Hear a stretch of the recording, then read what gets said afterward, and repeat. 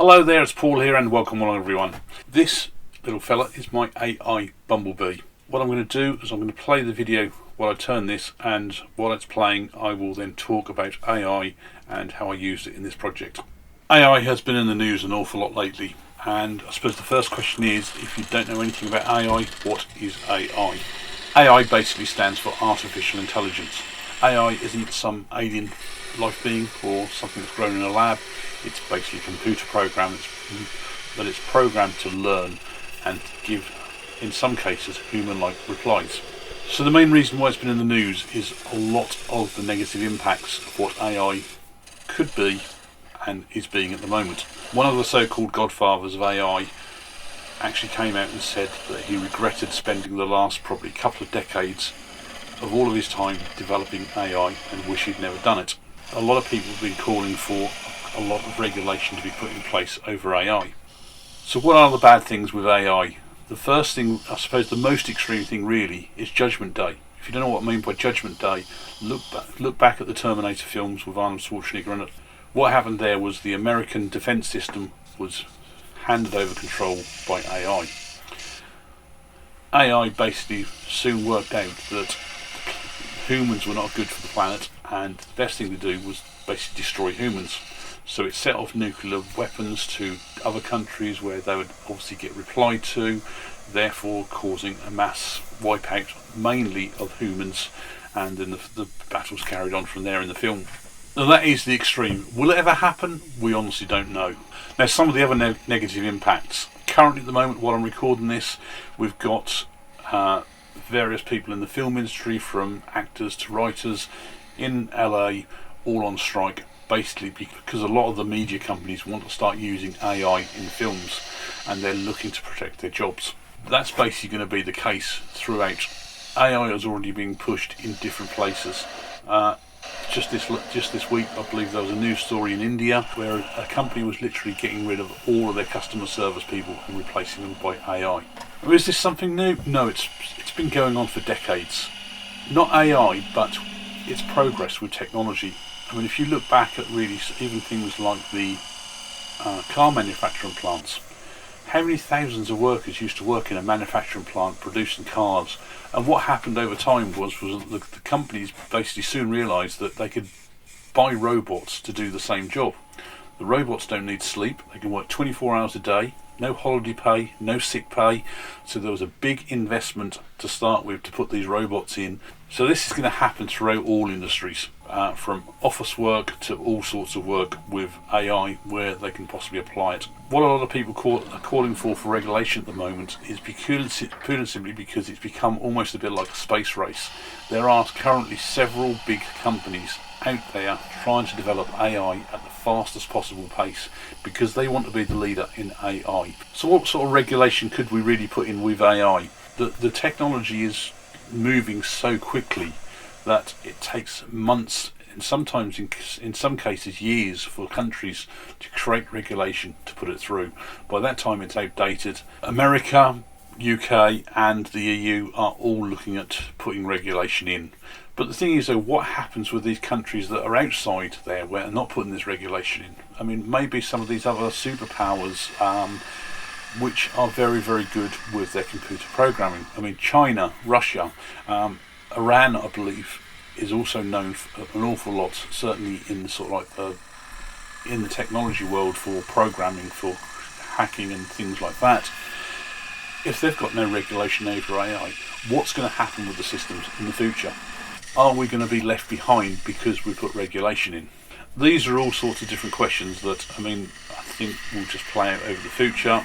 Unfortunately for most of us, we're just going to basically have to sit back and see what happens and see what effects or improvements it actually has on our lives.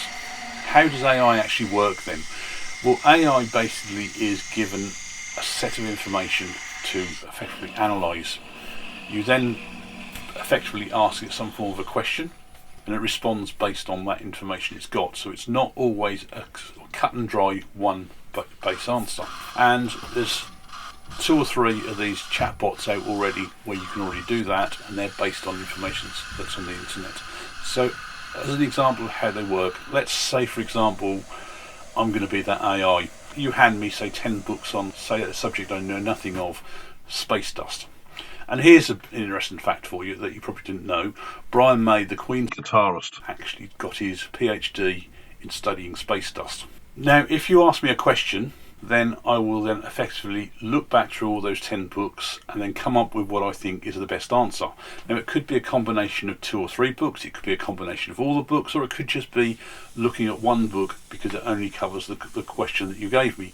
But I'd give you some form of a human response back. So where's the bad thing on this? Well, the problem is that if one of those books is very controversial, that it goes against some of the opinions of the other 9 books, what will happen is when you ask me a question, if the bad book is the only book that covers sort of like the topic you're asking about, you're going to get a bad or wrong answer to start with. At the same time as well, if all 10 books cover the same subject, there could be elements of that bad book that comes in with the actual answer. So that's really how AI works, and obviously the more information it gets fed, the more it learns. So a good example is, I know here in the UK, they're trialling it in one of our medical sites, is that this AI is basically looking at scans of images. I don't know whether it's for something like cancer or something like that, but it's looking at all these scans. If you think a professional who will look at one of these images might take probably in a day, maybe look at maybe a few dozen images to be able to diagnose whether somebody's actually got something that should be looked at or not. Now, a computer AI could look at tens of thousands of images in a day and still carry on.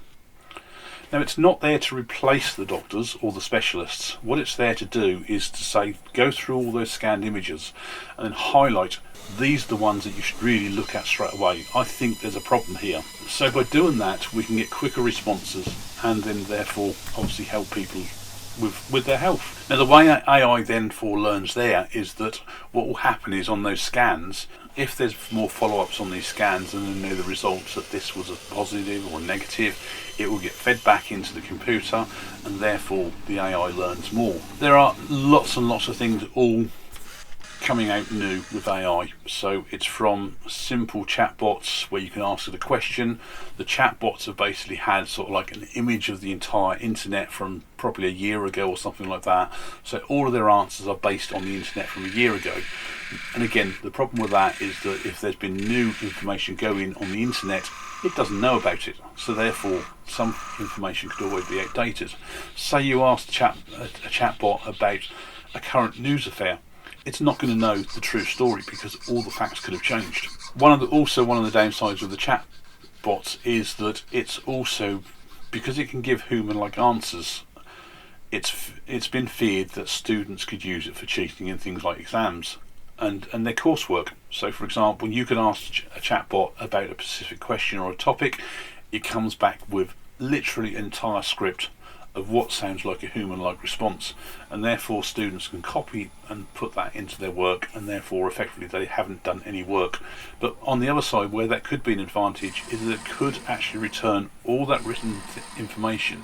Now, if a student does their job properly and goes through that and then goes off and searches on the internet for all that reference material and read up on it properly, then write it, then it's something that's actually done good for students, so it's not actually cheating. Now, one of the other downsides with AI as well, because of these human-like responses, is that we probably all get them every single day. We get these scam emails. For example, I mean, one of the most popular ones I've seen is that you get an email come through to say your antivirus is expired and you need to click on this link and go off and renew it.